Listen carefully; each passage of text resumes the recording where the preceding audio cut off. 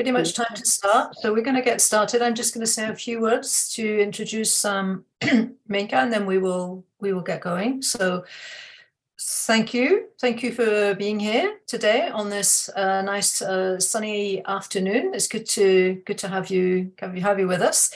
Minka Hauschild is an artist. She teaches yoga, she teaches meditation. She's also a Buddhist practitioner.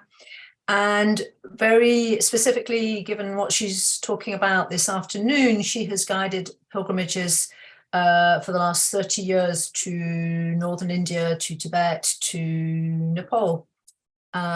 She's going to be talking to us this afternoon about spiritual experiences on pilgrimages in Asia. And I know that she has lots of lovely images and videos that she's going to be sharing with us. So I'm sure we're going to very much enjoy that. So over to you, Minka. Yeah, thank you. Namaste, namaskar.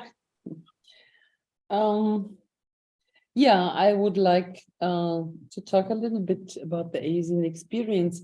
And it's called the spiritual experience in Asia. I don't know what is spirituality at all. And the more I'm into the stuff, I feel the less I know.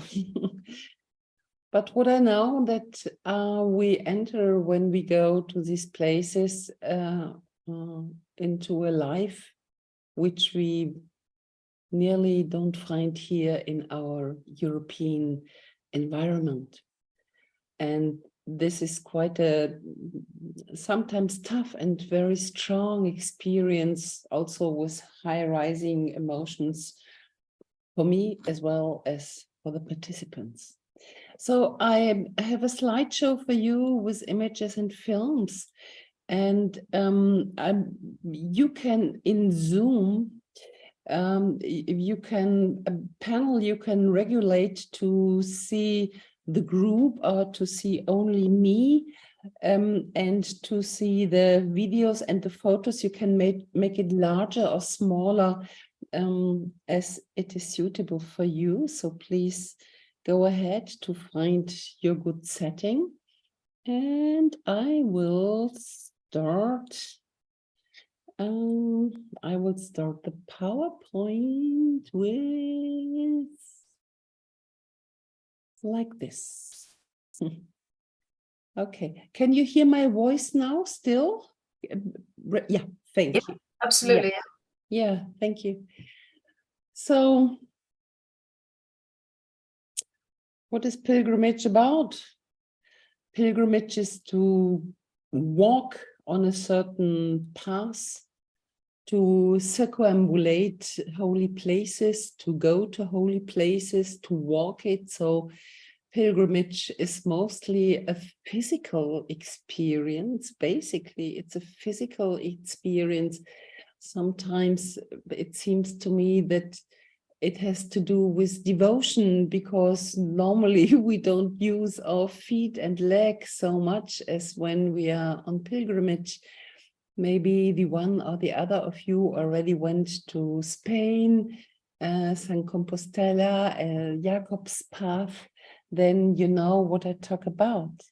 What I'm focused on, and I always love to start my presentations with a map, that you have a small impression on where we are, where we go, which is here. You see this, this is a Himalayan, here is a Himalayan range, and here is a vast sub-Indian continent, which is slowly dissolving under the Russian plate, and this makes the Himalayas still rising for a few centimeters every year.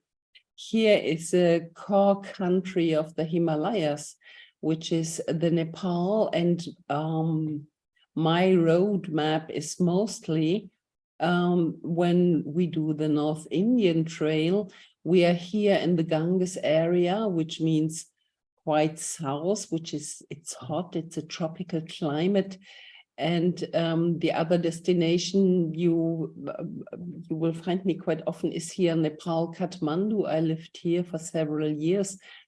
And from here, we start the trip now in August once more, which is to Holy Mount Kailash. I don't know if you heard about this.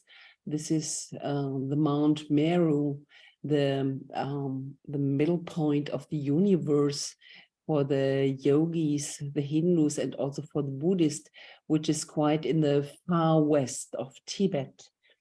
And to do it a bit closer, you find here the red points where we have the destinations. It is up here. Here is the Kailash. Kailash is has two very big lakes in front of it, vast lakes. And when we go to Kailash, what we do in August now again, we are in a high altitude, Tibetan high plateau with really high altitude. It is behind the Himalayan range. So we have quite to deal tough with our physical strengths when we do this Kailash circumambulation. I tell you later more about that. Then you will see some places where I run it like quite often is, we call it on the footprints of Buddha, where we go to the places where Buddha reached enlightenment, where he gave his first preach of the Four Noble Truths. Here is Bodh Gaya, here he reached enlightenment. In Varanasi, in Sarnath, which is a little village quite close to Varanasi, there he preached the Four Noble Truths. And then we have a point where he died, where he went into parinirvana, and here is the birthplace. So, and it is, as you can imagine, it is quite tough, different in the climate, in the socialization, nearly in everything. You know, here you have the Tibetan Plateau, which is a high altitude desert. Now it's China since many years. Here you have this small and free country, Nepal, with the high mountain peaks, and the high peaks are also always the border. Yeah, so for example, here must be Everest. This is the Everest area, and the south side of the Everest belongs to Nepal, and the north face of the Everest belongs to Tibet. And this is running all around the range, that the peaks are also the border between China, Tibet, China, and Nepal, or even here, Bhutan, it is the same. And when we go down here in the Ganges area, it is rich, it is rootable, it is hot, it's humid. Now, India really suffers from climate change. It's one of the countries who get the most turbulences because of the climate change, because it's also without climate change, it's a hot area, and now with climate change, it stays longer that it is so hot there. But this is another point. It is, I don't know what to tell you about this. It is water. Simply nature.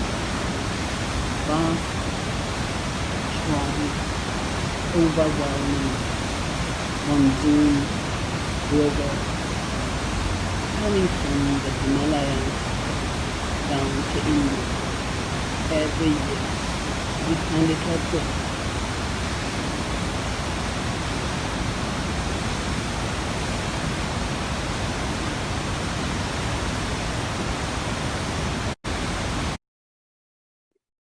So let us start our way in Bodh Gaya, which is the place where Buddha reached enlightenment. Here you find the statue, which is of the highest importance for all the Buddhists, because the statue we find in the Mahabodhi Mandir, which is a temple. We find this temple behind the Bodhi tree. The Bodhi tree himself. This is a Bodhi tree. And one thing is, there we imagine that Buddha still was sitting there in a total quietness, in a deep meditation state for many days. And maybe we long for a quiet place to catch some same experience, and then we find something totally different, because there are thousands of pilgrims surrounding this tree every day, and they have microphones and they have ghetto blasters, and they a lot of Asian pilgrims. Yeah, you know, they come with Korea, Bhutan, Taiwan, Vietnam, Sri Lanka, China, Malaysia, Indonesia, wherever we have Buddhist traditions in Asia, then the pilgrims come, and they travel in big groups. Yeah, and when we have groups with 10 people, Asian come with 80 people, 140 people. So the pure Bodhi tree is totally crowded, and you barely Jetzt find sind wir unter dem Baum selber, einer der beliebtesten Plätze. Here is the Mahabodhi Mandir and the Bodhi tree.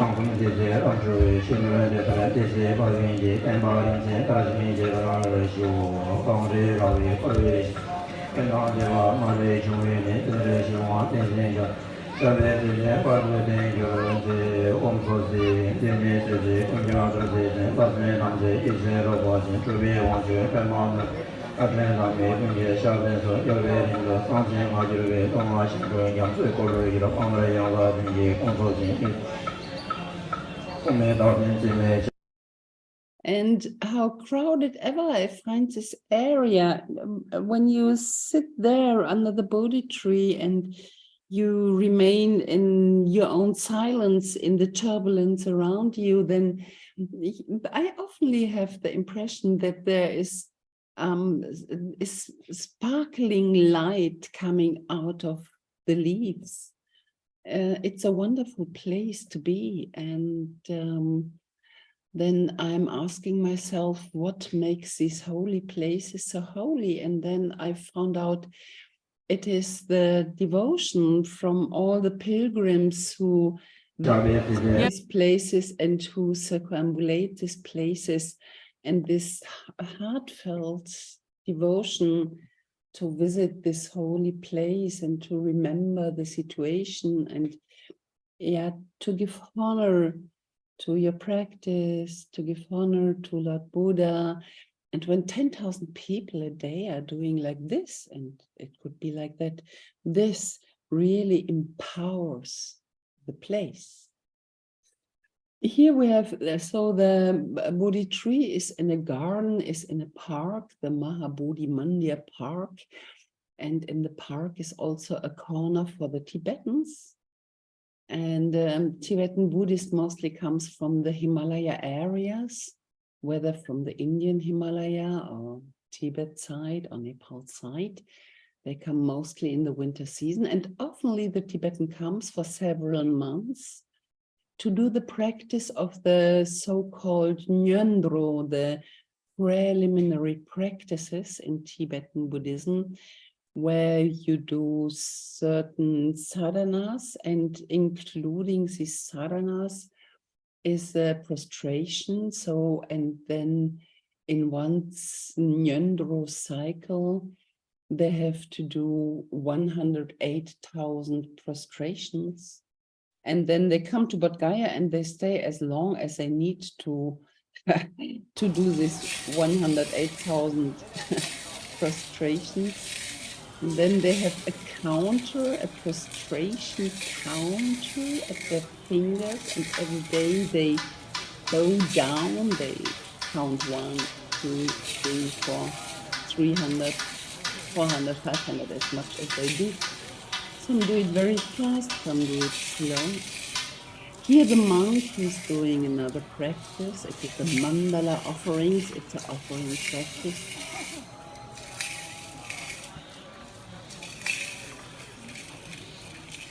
Fun because the Tibetans are strong people. For them, prostration is a very important practice. Later we see that in the Kailash area in Tibet, they do with prostrations, they take long ways, you know. Here they do it on the wooden plate. But sometimes they walk many, many miles by bowing down on the floor, laying down and coming up.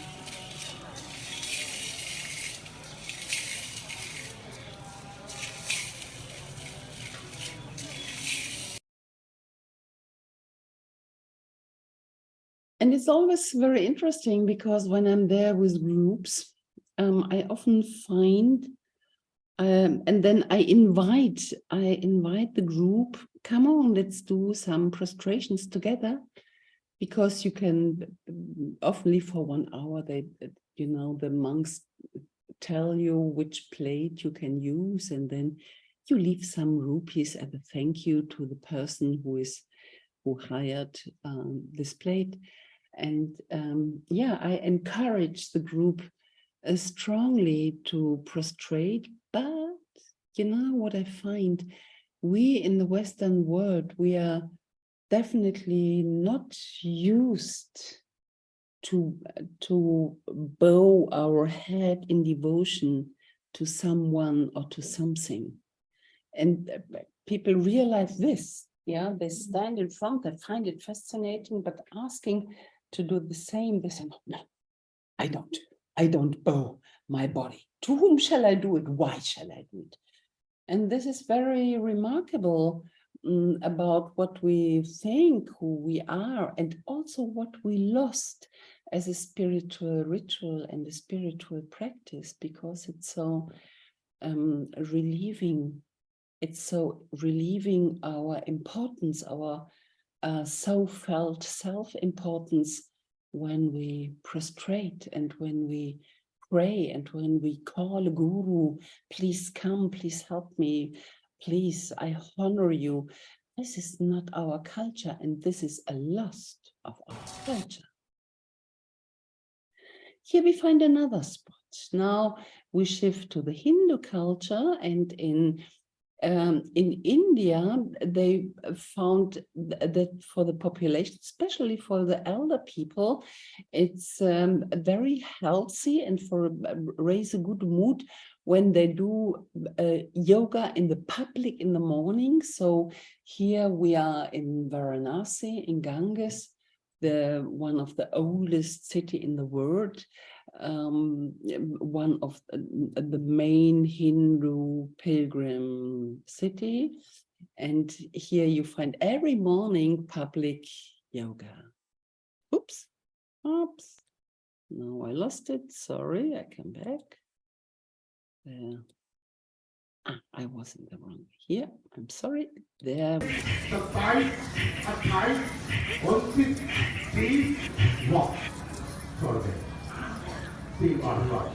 शरीर में कई विशिष्ट बातें tumour आज की शिकायत कभी भी नहीं होगा बंधु, अगर कहीं किसी के शरीर में है यह प्राणायाम जरूर। All the social life, or most parts of the social life in India, are in the early morning. Also the important sacred rituals are celebrated in the early morning. Die Morgenzeremonie in Varanasi am Assi-Ghat zur Verehrung von Ganga, Mutter Ganga, Shiva, Parvati, Ganesh, Rama, Indra, Rama, Sita, Vishnu, Lakshmi, Saraswati, Durga, Kali und alle anderen dieser wundervollen Göttinnen.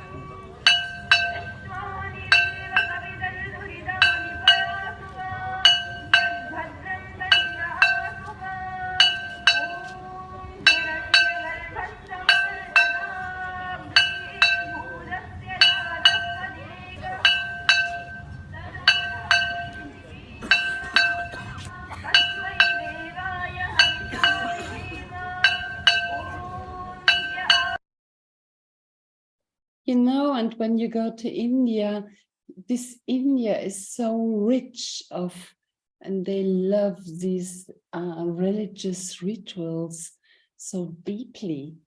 And you see Mother Ganga in the back, the holy river, and I'm in Germany, I'm at the Rhine, which is also same size as a big river, but nobody is honoring our Rhine. Yeah, we use it as a traffic and we have bridges, okay, but nobody is honoring this water and gives them a praise as a holy water and say thanks that you are there. And it's one of our life veins, but nobody's doing anything. So there's also, and it's a little bit of poverty, and you feel it when you're in India. You see how much richness for the soul you can get when you live with these kinds of rituals. And also you find a tremendous colorful social life in the streets of India, of wounded people, of beggary people, of leprosy, of only one eye, of only one leg, of rich people. There's a big, there's a big gap between rich and poor in India, and it's so colorful. And along this side, I also generated more and more, and now I have an NGO to start social service and to help people, especially him. I knew him for 20 years. He was a beggar sadhu, and he was special about, he was living as a beggar in Varanasi, close to the Ganges. And there was always a monkey around him. And one day he was so weak that I felt he will not live the next 2 months. He must die. He's too weak. And then we started to feed him 2 times a day. So we served him by a lunchbox family who cooked for him every day. And now he had 10 wonderful years like the king of the beggars. Bholenath की दया से, माँ की दया से तू ठीक है, हम भी ठीक है। पैसा तू भेजा है, मिल गया, लड़का भेज दिया छोटू, ठीक, तुम खुश रहो यार, बस देते रहना, इकट्ठा नहीं मिलेगा तो दोबारा मत देना, उसमें क्या है, कोई प्रॉब्लम नहीं है, बस काम चलने से मतलब है। ओम नमः शिवाय। छोटू है यार, छोटू, और होली दिवाली मुबारक, अपर वाली मानी का जय। Monkey Baba. भोलेनाथ के दया। Monkey Baba, he died last year in May. I think because of the heat, he died.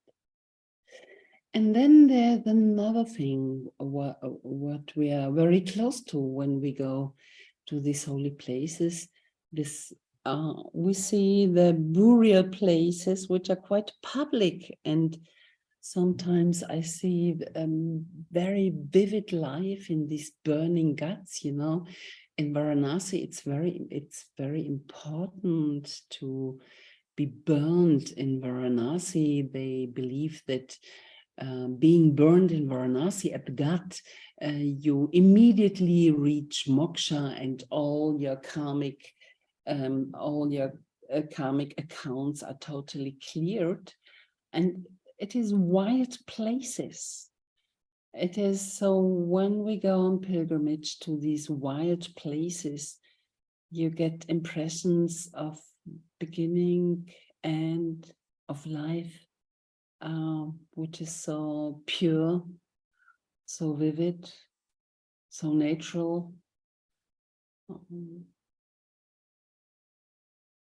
We don't have these places here in Europe. I don't know them.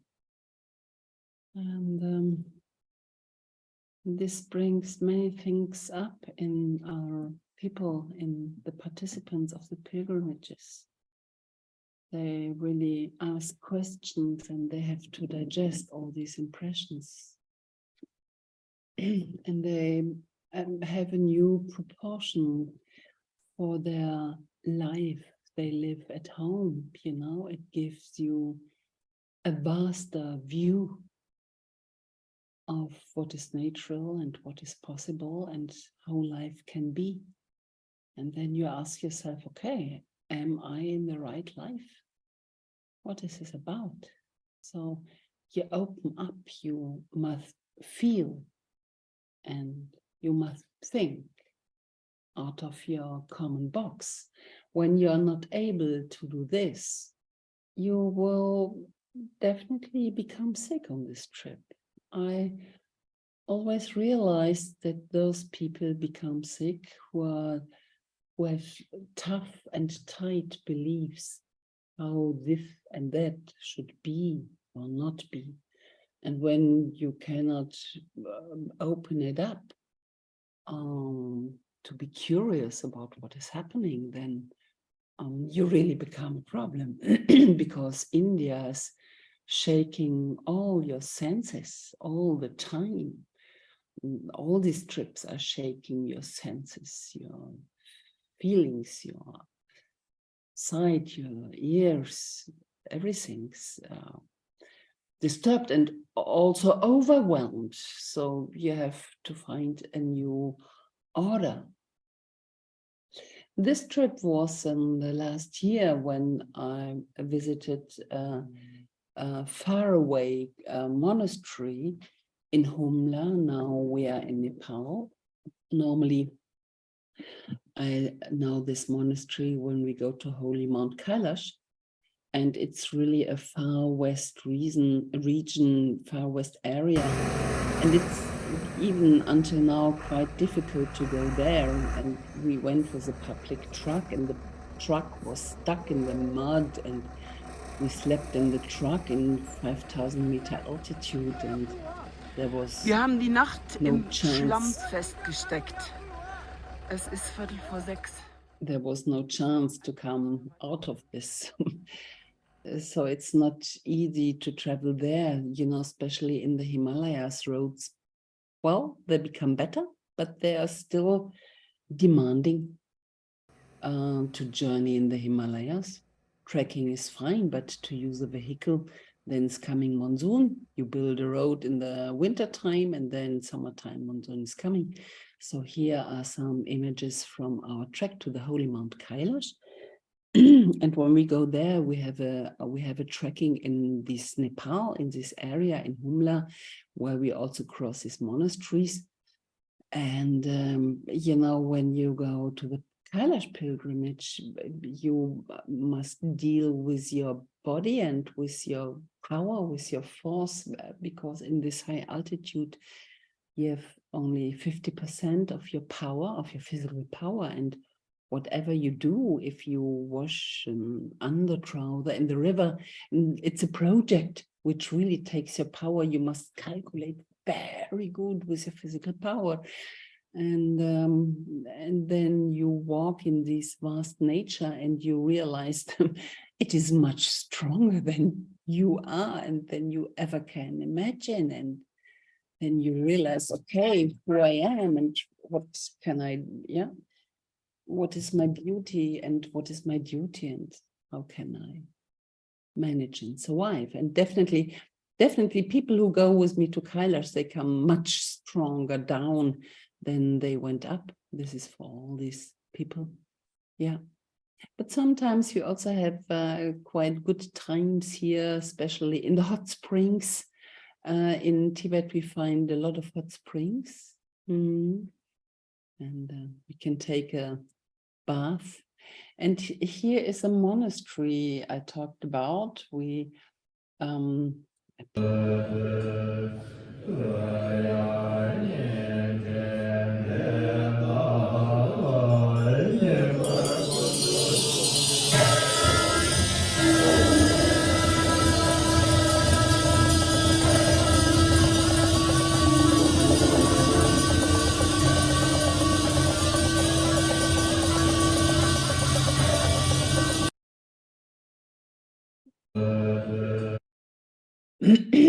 and these monasteries are really hidden, they are really remoted.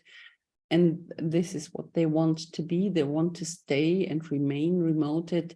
They want to preserve the old Buddha Dharma in this remoted area. This is what they are for. They are quite famous in the local area around in the far west Nepal.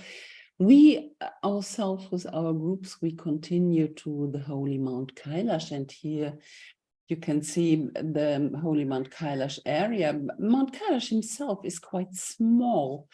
When you see the proportion of the two lakes, which is said to be the Sun Lake, the Manasarovar, where we have the bright and the healingful goddesses, and here is the Moon Lake, the Rakastal, where we have the fearful goddesses. And it's totally forbidden to bath in this Rakastal, not to wake up the fearful goddesses. And I know here in these islands are some Burn monastery who don't do anything else than to feed, to nourish the fearful goddesses. And for the Indians, for the Hindu pilgrims, it's very important to go to the Manasarovar Lake. It's very important, and at least to go to the north face of Mount Kailash to circumambulate Mount Kailash. This is a circumambulation which I show with my cursor now. Is a 60 kilometer, but we are quite far over 5,000 meter altitude. And this is Mount Kailash. And here, let's go back a little bit, because you're all yogis. You see here now the south face of Mount Kailash, and you see this line here, which is like a spine, which is a little bit an image like a spine.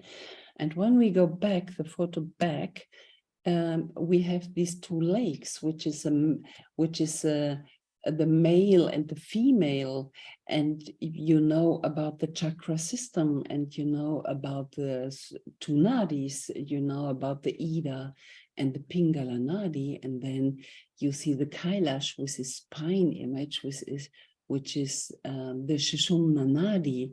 And so we find in this Kailash geography, in the earth, in the nature, we find the psychophysiological anatomy, which is described by the tantric yogis.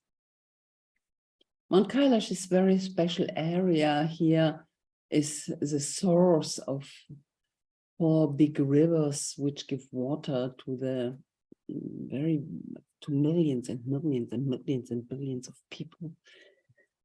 And there's the opposite is also not alone. Here is a company. This is Golamandata. She's exactly at the opposite side of Mount Kailash. And between Mount Kailash and Golamandata, you have these lakes. This is the Rakastal Lake. You see the lakes. And as it is oftenly, he is quite a small and very important male, and Golamandata is a very high and very vast mountain group, the female, and she's so beautiful. Golamandata is very beautiful. Here's once more like a map.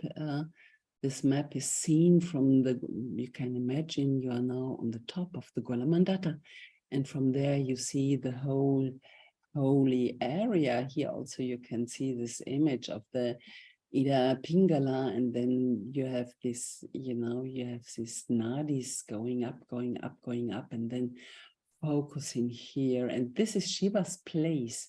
So this is a south face of Kailash, and then on the back side and north side will be in the next photo is the most important Shiva's place, which is comes later. Now we have the circumambulation, we have the prostrations from Tibetans who do circumambulations of Mount Kailash, the Mount Kailash Kora.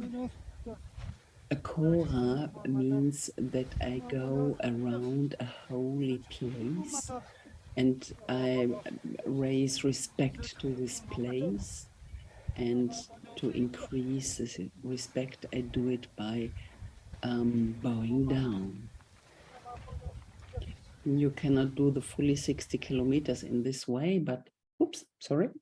But at least they're quite maybe half of the way of the Kailash Kora you can do in this style.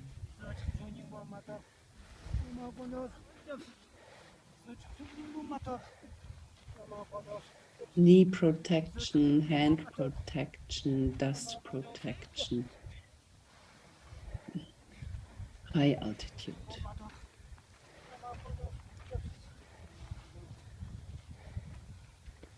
It's impressive, isn't it?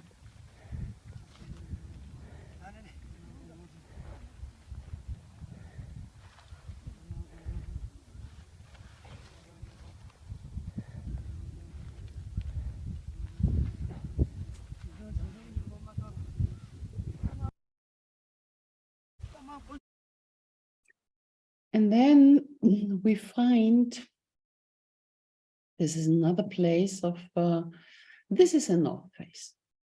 This is now the north side of Holy Mount Kailash. This is a Shiva's place, which means that Indians only need to go until there. They don't need to go over the pass, which is coming from now on. When you do the full circle around, from here you have to climb up to a pass, which is easy to go, but high, nearly to 6,000. But when you go to Shiva and you are dedicated to Shivaji, then you only go to the north face, which is opposite side of the south face, which we saw before. And, you know, when we do the Kora, also here we have the Tibetan, the burial, sky burial place, it is called. It's a sky burial place where we have the vultures and the crows and also the dogs, and it is said to be very holy and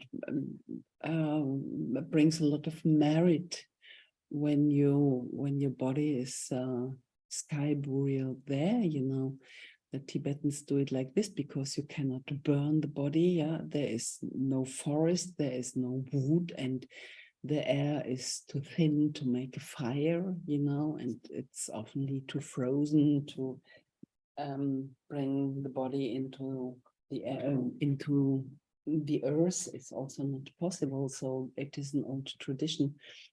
The sky burial place in the and in the Kailash, when you do the Kora, let's see, when you do the Kailash Kora, also you start the Kora. We use 3 days for the Kora. We do it in 3 days. So Tibetans do it in 1 day. We do it in 3 days. And we started with the sky burial place, which means one allegory or one symbol of how to do a Kora can be that you start with your own death. You imagine you die and you go through bardos. And when you climb up to the pass, to the Dalmala, where we come now, this is a Dalmala, the highest point, then this is a part of, here starts your reincarnation into a new life circle. So you circumambulate this holy mount by imagining. You start with dying, your old me and I dissolving and disappearing, and you go through a time of in between before you start to be reborn. And after this rebirth, then yes, you have a new life, which is a more smart to walk. So the last day of the Kailash Kora is even more smart to walk. Here, I don't have so many films from the Kailash because last time I had been there, the mobile industry was not so fit to make these easy films, and there was not enough electricity and blah, blah, blah. So, but here I catched one film, one short film, where you see originally 2 lakes, where you see here's Kailash here in the back-top. So I go a little bit on the hillside of Golamandata, and here you have an overview about the 2 lakes. And you can see the vastness of this trail.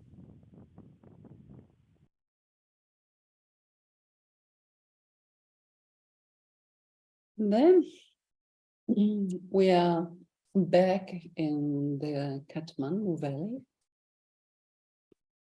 And in Nepal, we have 450 monasteries of Tibetan Buddhists.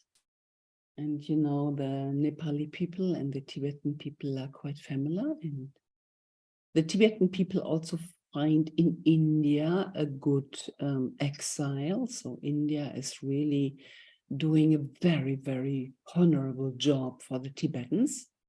They give them a home since many, many years. So Dalai Lama, Dharamsala is Indian Himalayas. Here we are in Nepal Himalayas. And here's a Chöpa, and these Chö practice, to come back to the monastery, which I showed you before on the way to Holy Mount Kailash, they do the same kind of practice, which is like a little bit like a shamanic practice.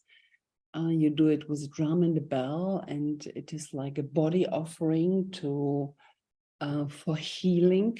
Chö is said to be a healing practice. So in ancient times in Tibet, then when there was a pandemic situation like cholera or pest or pocken, which was mortal for 30% of the population, then they oftenly called these Chöpas not only to deal with a dead corpse, but also to heal the people, because they are, let's say, naturally vaccinated by their Chö practice. So it is somehow like a natural immunization against many kinds of disease. And I always find this old Chöpa again and again.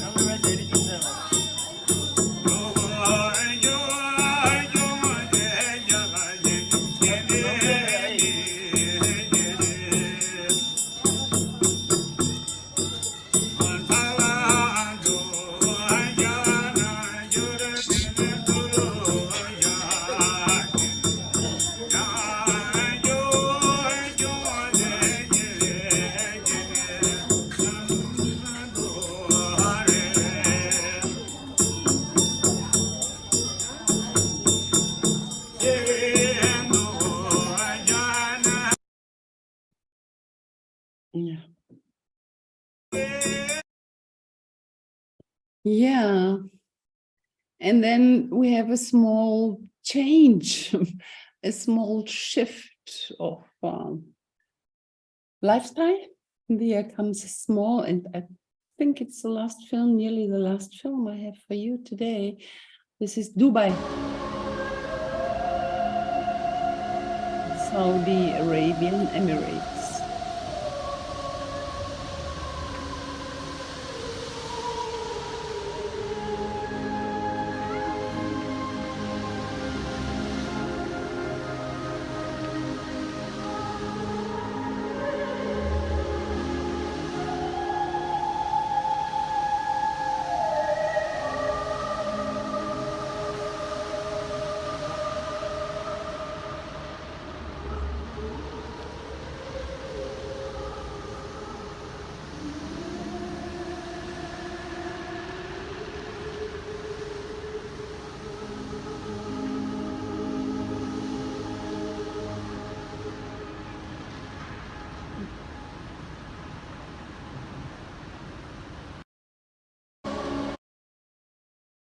Yeah, and then if you like to switch on your camera again, this would be nice. Thank you. So this was the end of the slideshow, and maybe you became an idea how different and how strong, how tremendously strong is the impressions you have when you're hanging around there. And that you really come home, not totally, you come home totally refreshed, deep in your soul, but you also come home with a lot of questions about your own life and about your true life and what you can change and how you want to continue. So the big culture shock is mostly coming when you're back home again, not when you're going there. Yeah. Thank you very much, Minka. Yeah.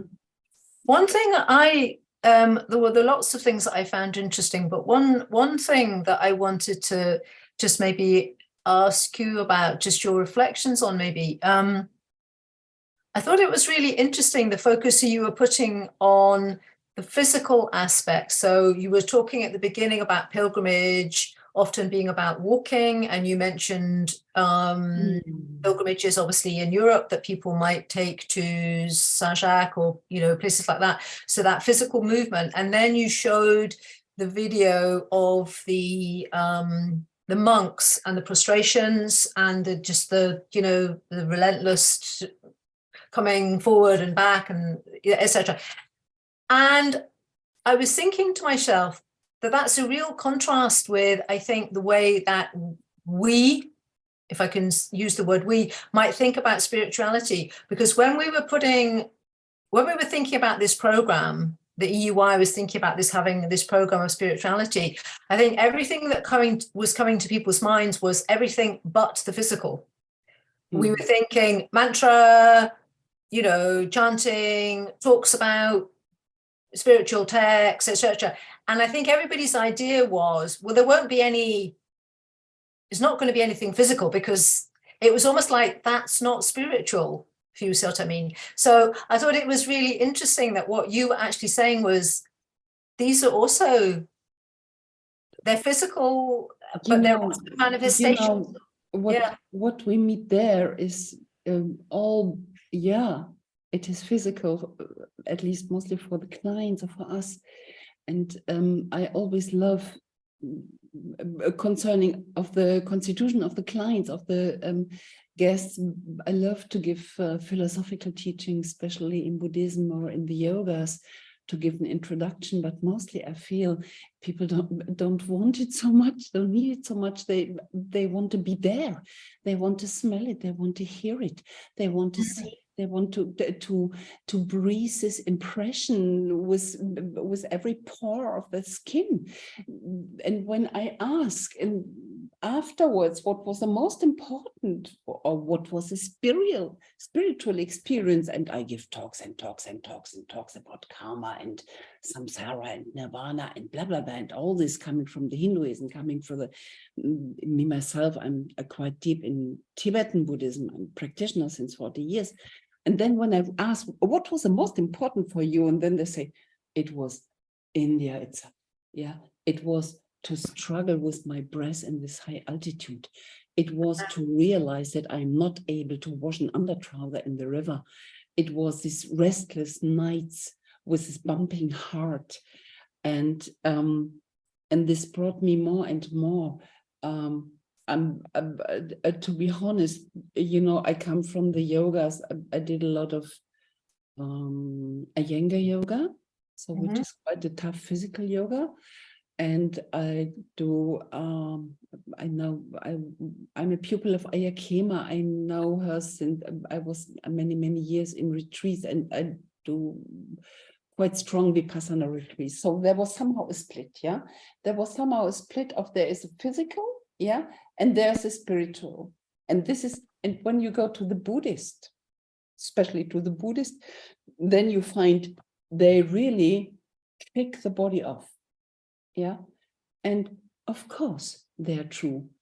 The mind is the highest, and all is coming out of our own mind. But I feel my body is my mind. My DNA is my mind. My telomere is my mind. The network of my neuronics in my brain is my mind. Yeah, and I'm so.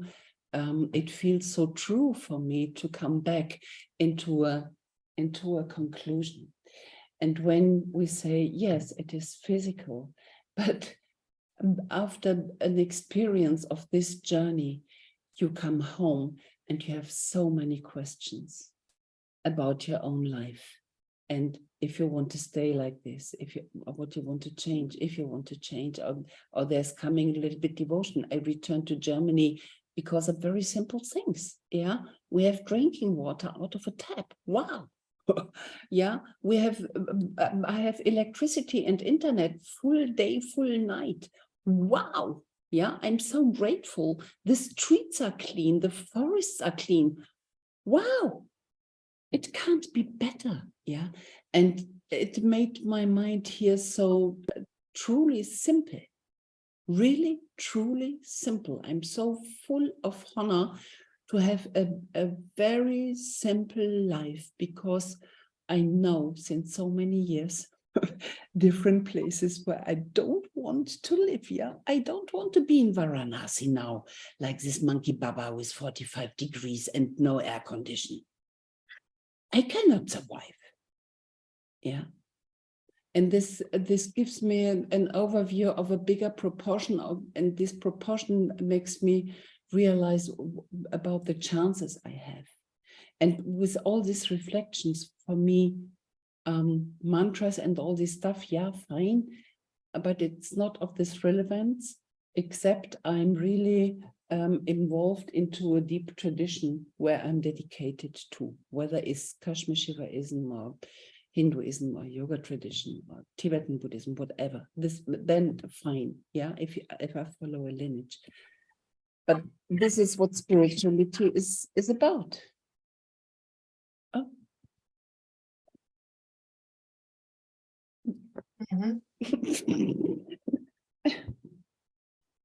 Yeah. Does anybody else want to come in? Does anybody else have a comment or a question maybe for Minka?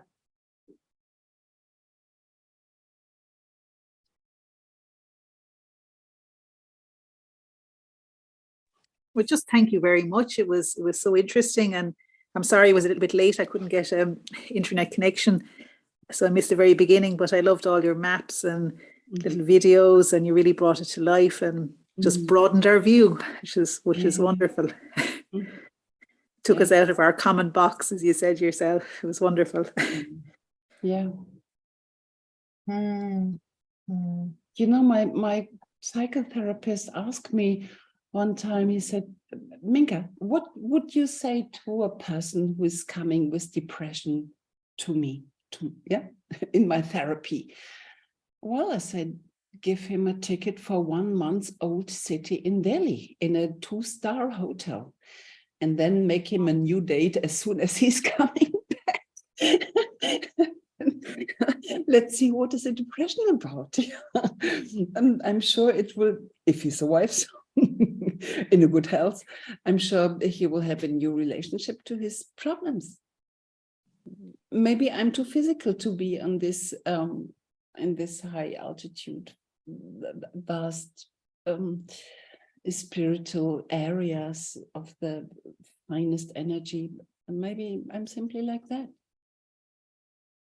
Have you had a lot of experience with people coming on these journeys with you who have really struggled with what they've encountered, or that kind of contrast? Because it's like you're talking about really, really strong impressions here and really strong experiences. So I'm just thinking, over the course of 30 years, you've probably had 1 or 2 people who maybe was seriously challenged.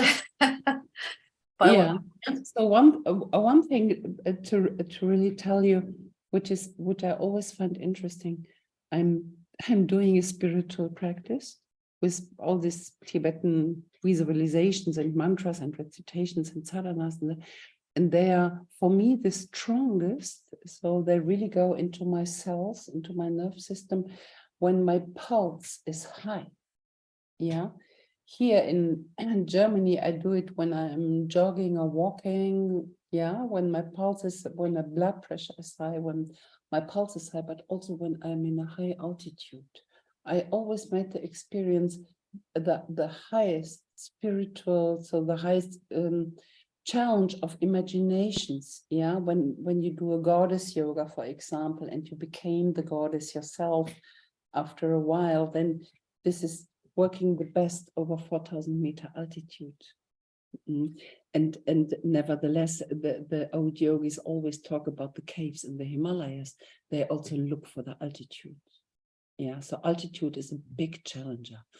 And of course, especially on this Kailash trip, because it's so tiring and it's so physically demanding, you can say that everything is coming out.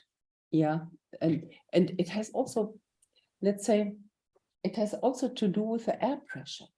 Yeah, when you're in this high altitude, you don't have air pressure. Yeah, because you don't have air.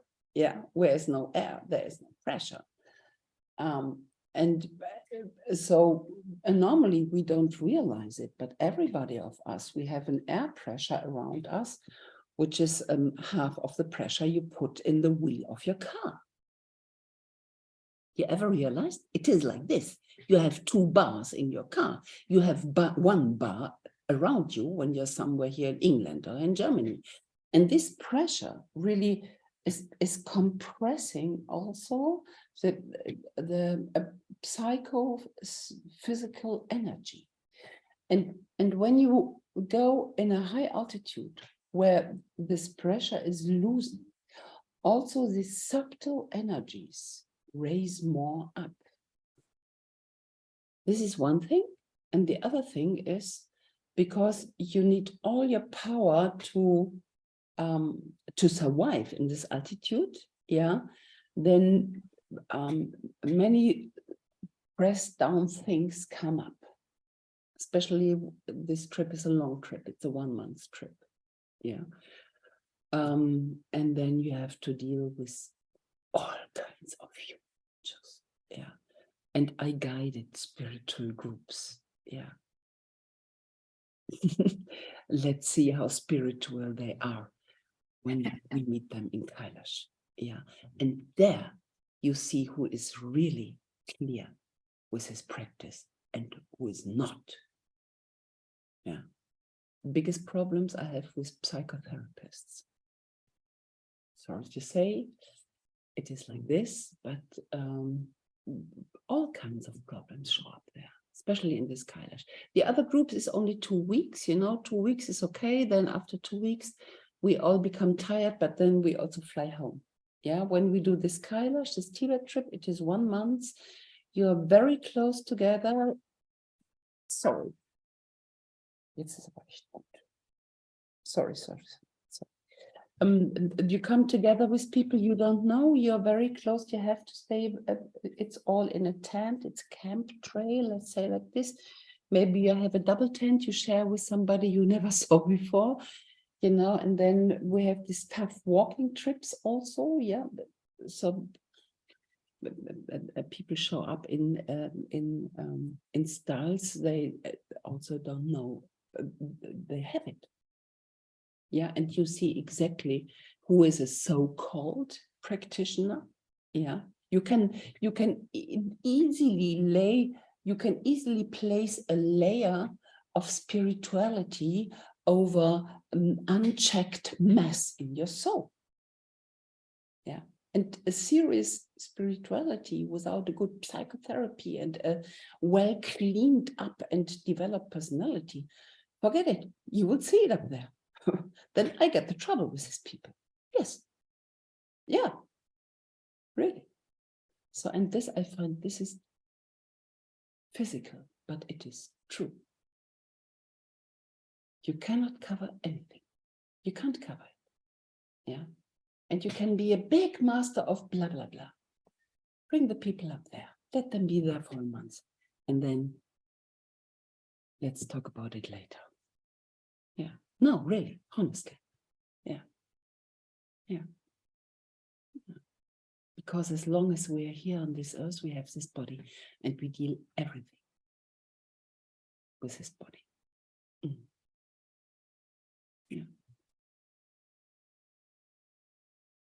Yeah, one other thing that was a lot more, there's obviously a lot more out in the open in these countries than it is in Europe that you mentioned. You were talking about the different rituals around death, the burning and obviously the sky burials as well. And it clearly just a very different approach, a very different mentality around all of that, just in terms of how it obviously it's all open. I mean, and public and something that everybody's aware of, rather than being maybe, you know, put away somewhere that nobody wants to really see. Yeah. And oftenly I found, especially these burning guts in Varanasi, you know, you find such a conclusion of life at these places. Yeah, you find these big goats and water buffaloes making love immediately next to a burning, to a fire. A dog is giving birth to 7 kids who fall into the ash of somebody who was burned half a day before. It's boys are playing cricket 10 meters next to it. And this is so, and this is what life is about. It is natural. And it is so rough, and it is so true. So this means we are not true about that. So we cover all the edges of what life is about in our lives. And then we must recitate mantras to feel somehow better. Look really what we lost. Also what we lost with our religion. Yeah. To be honest, I slowly come back more to Christianity, because after studying nearly 40 years of Buddhism, I slowly come back to pray to God, where I am at home with my spirituality. I work all my life long as a yoga teacher. Is it really that I see some red and blue and green deities when I died, wrathful, peaceful, blah, blah, blah? Will I imagine the Herukas? Are they really in the deep of my socialization? This is questions I ask me. By asking also me, where's my home? Being always in this bridge between West and East. Yeah, and what is really true for myself. having this big. Yeah, does it have to be such a contrary? I mean, if you say, oh, this is life, which you saw at the guts, still it has very strict rules and ceremonies and everything. And so I wouldn't put it into contrast to say, if we don't have it, if everything is nicely packed in crematories and we recite mantras, that it's a contrast. Mm-hmm. No, maybe not. I mean, we cannot, or we don't need to go back to burn people in the open to feel the really lively things. So if we have put away many things from open side, then we have other things, and mantra recitation could be something like that, to step in. And whether it's the Rosenkranz, maybe, I don't know about Catholic, but, or maybe it's mantras, or maybe it's only Yoga Sutra, and we think, okay, it should not be religious in any kind. But the thing is the same. It's also an expression of life. I don't see the contrast, really. Is it? I see the contrast. The contrast in how enormous it is, because of smells and things, but not in the essence of doing something that unites us with life. There I can't see. Yeah, okay. That. Yeah, this is good. I think it's good when you don't see the contrast. I mean, yeah. For me, yeah, it's for me it's also very interesting because the reaction of people are very different. Yeah, to this experience. For some, it's very natural, and they have a very smart way to digest and to reflect and to be with this. Yeah, and for some people, yeah, it's not reflection. It's a feeling. I have very strong feelings about things that go on there, here and there, and especially in India. What you see there, it doesn't leave you with nothing. No. Okay. So, but is it necessary to sort out different levels of expression of your search, where you are in life and what is life about? Maybe for some, maybe not for everybody. I don't know. I don't know. I cannot. I think we cannot generalize it. So everybody has also here a different lifestyle.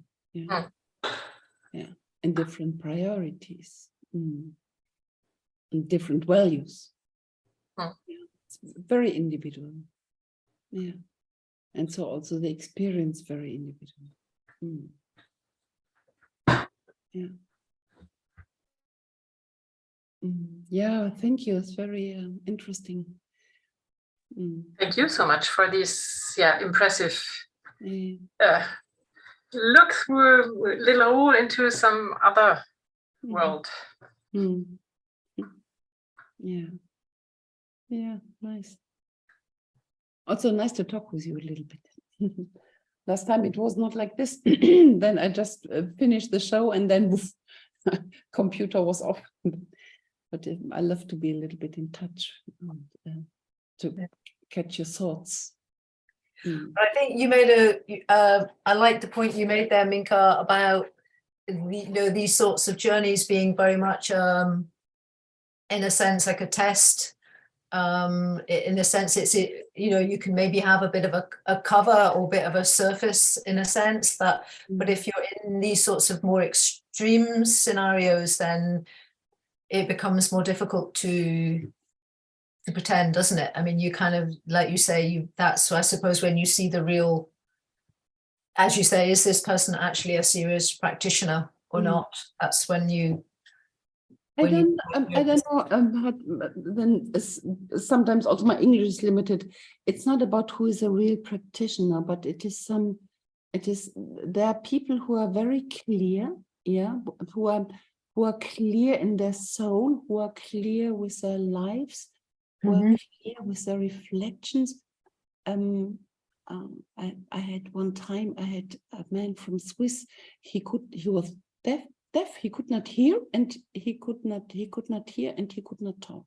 Yeah. So nobody could betray him and tell him anything.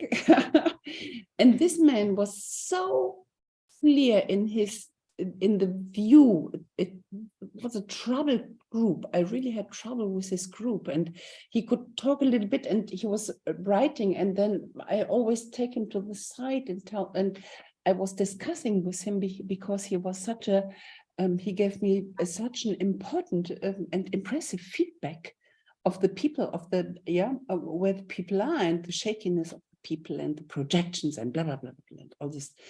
Wonderful.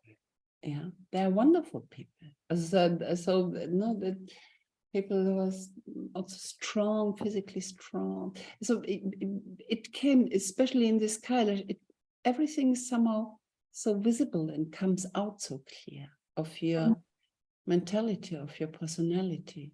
You can't cover, nobody can cover. Yeah. Yeah, one other thing I really liked was you mentioned at one point about, I think it was when there was the ceremony with the fire, and you were talking about it was like I'm not sure the word you used, but it was a celebration of the Ganges, I think, and it was like recognizing, what the Ganges is and does and all the rest of it, and how that is something that maybe in the West we don't have or don't recognize in that same way, that idea of, rivers and mountains and nature having a certain value. And I was thinking about, I think is it in New Zealand possibly, where they have introduced, I think, laws about natural mountains and rivers actually having rights, if you like, so that, for example, if you pollute the river, then basically it's like you're damaging a person, because the river has rights as well. And so it's kind of a little bit there, but again, that was just such a really interesting thing to sort of think a little bit about that, and how maybe how far away we've come from that idea that, why would a river not have some rights as well to be clean and, things like that. Yeah. You can drink the water of the Rhine nowadays. This was impossible 40 years ago, Yeah, this is one thing, but I think you see how, for example, my life is getting more and more away from nature. Yeah, I spent a lot of time in the computer and in my home. Okay, I have a garden, but that's it, natural life. And I think this is for all of us with this getting more digitalization. We go more far away from nature, and to honor this nature, also not only the water, but also the nature goddess, which is in a tree, or which is in the leaves, or which is in the wind, which we find in any animistic old culture. Yeah. Which gives you a feeling of how we are interconnected also with the elements, with the 5 elements like this. And because I live at the riverside of the Rhine, and he has the same size as Mother Ganga, and then every day I go to the Rhine, then I say, oh, my beauty, big father, thank you. Give a candle on the Rhine. Bring some water from Mother Ganga to Father Rhine to mix them up again.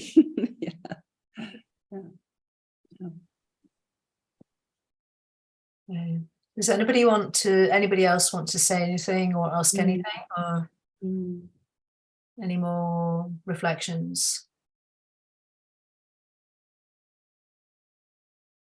No. Okay.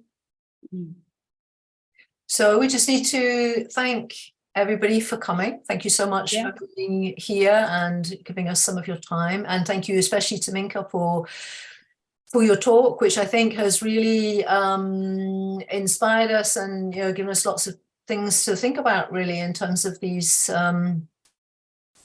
these pilgrimages. So, and thank you so much for the images, which were really, like Anne-Marie was saying, really kind of brought it alive for us. It felt almost like we were there at times. So it's great. Thank you so much. So thank you again. And you will get the recording of this, of course, if you want to listen again, or if you want to share it with anybody else, then you'll be able to do that. And enjoy the rest of your day. Thank you very much. Thank you also. Thank you for giving me the opportunity and chance, and thank you for coming. See you Thank you. again. Bye. Namaste, namaskar. Bye bye.